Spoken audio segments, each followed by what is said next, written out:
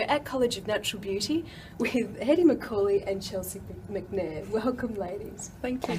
So we're delving into, when we go shopping, what ingredients are safe and what are not. So we've dealt with some safe ingredients, but now we're talking about the ingredients that are questionable, things that we should really look for on the back of the pack that are really not a good thing to be putting on our skin. So, ladies, what do you think are the top ingredients that we should really be going, and leave that product on the shelf?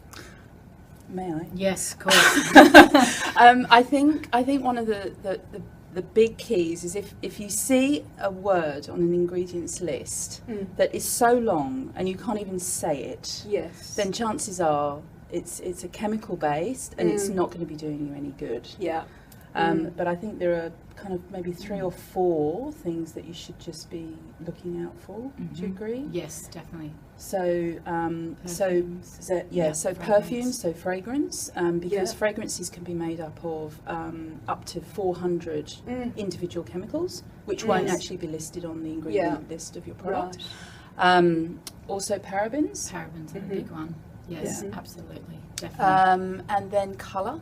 Colour's another one. And you've got colours irritate the follicles, irritate the skin on any skin type. Yeah. Okay. So it could be more you'll get affected today, but some people might get affected within a couple of weeks. Yes. So they're never a good one as well. And then Sodium one that sulfate. so anything that's foaming.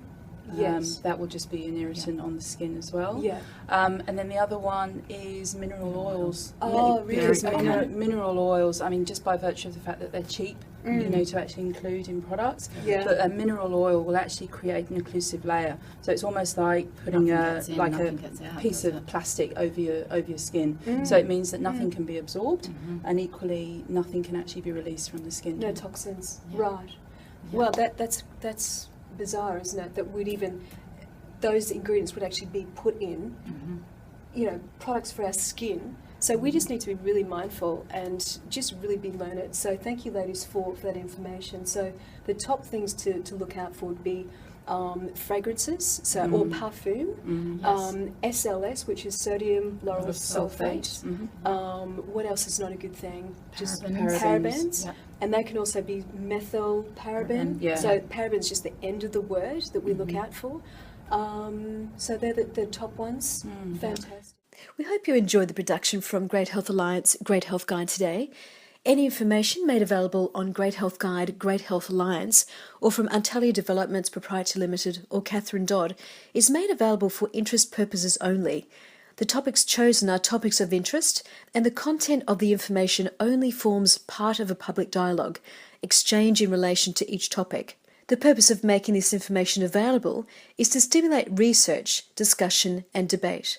Readers and listeners are encouraged to undertake their own research and consult with professional advisors to explore the metes and bounds of the topics discussed.